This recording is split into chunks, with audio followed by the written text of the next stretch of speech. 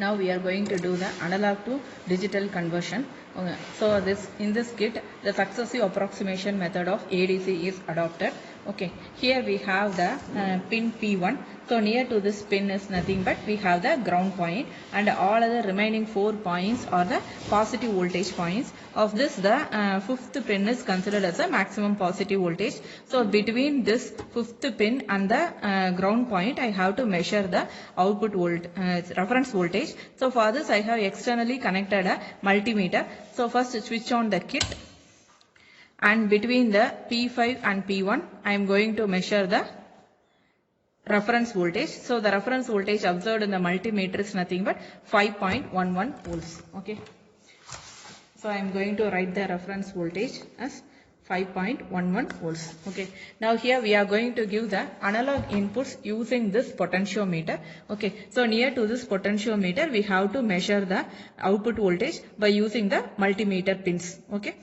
So this potentiometer can be varied from 0 to maximum. So when you keep it as the minimum position, you observe the minimum voltage, and the maximum position you observe the maximum voltage. So accordingly, you can vary the voltage in steps, and we can give the analog inputs by using this points. Okay.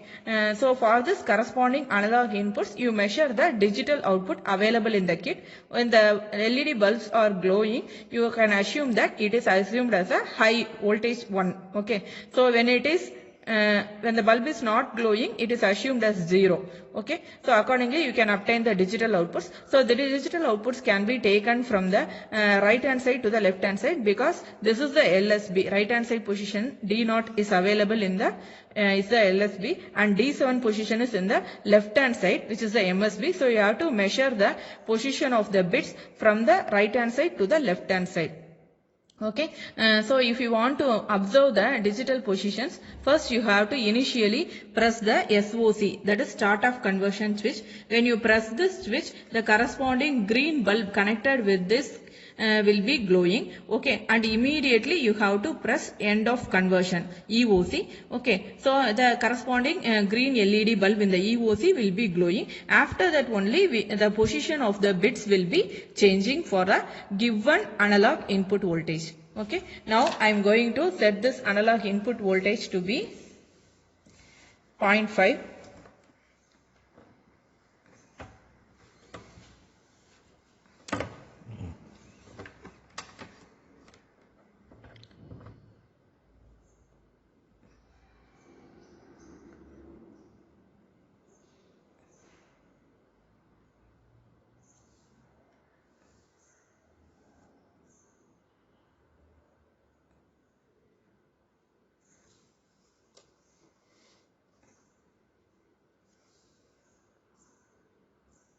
So initially the analog input given is nothing but 0.51 for the minimum range of the potentiometer.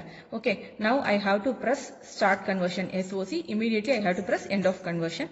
Okay, so the position of the bulbs will be in the glowing as well as not glowing. Okay, so depending upon that we have to measure the bit positions. Okay, so I am writing the analog input as 0.51.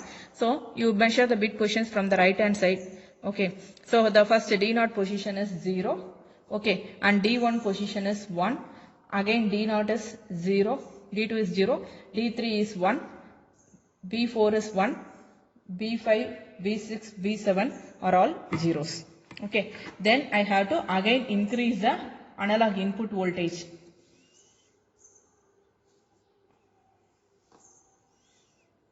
So I am increasing the voltage to 1.2 volts. Okay, so and then I have to press SOC and EOC immediately. Okay, so that these analog inputs are transferred to the digital outputs. Okay, so it is converted into the digital output. So the D0 pin is now in glowing condition. So it is 1. D1 is in the off position. So it is 0. And D2 is 1. D3 is 1. D4 is 1. D5 is 1, and D6, D7 are all zeros. Okay. Again I am increasing the analog input voltage by using the potentiometer. I am increasing the voltage to 2.05, and I have to press start of conversion, end of conversion. after giving the analog inputs, you have to convert it to digital. So only we are pressing start of conversion. Okay, and immediately it will convert. So I am pressing end of conversion. So the bit positions will be changed. Now you note the position of the bits. Okay, so your D0, D1, D2 will be 0 and D3 will be 1, D4 is 0, D5, D6 are 1, D7 is 0. Okay.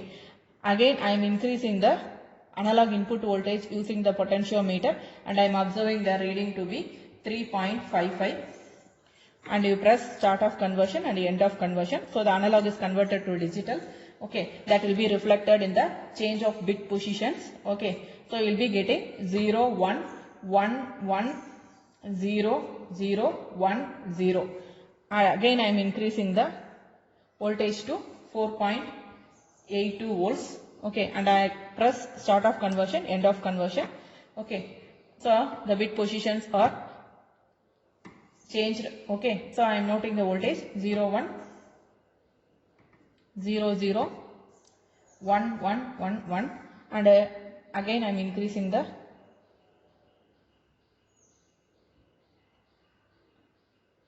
voltage to 5.06. Okay, press start of conversion and end of conversion. Now this is the maximum position of the potentiometer.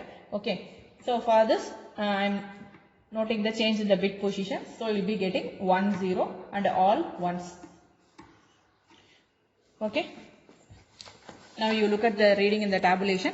I have varied the analog inputs from 0.51 to 5.06. That is from the minimum range of the potentiometer to the maximum adjustable range I have varied. Okay, and I have pressed the start of conversion and end of conversion switches so that these analog inputs are converted to digital outputs and those are reflected in the LED position bulbs. Okay, so if it is 1, the bulb will be glowing. If it is 0, the bulb is in the off condition. So you have to measure the bit positions from the LSB on the right hand side to the MSB in the left hand side and we have to tabulate it in the readings and accordingly you have to calculate the hexadecimal value also. For all these analog inputs, the reference voltage is set as a common value 5.11. It will not vary at all. Now using the theoretical formulas, we have to calculate the values and we can cross check also. Okay, so you have to write the hexadecimal value for completion of this table. Okay, so the experiment is over.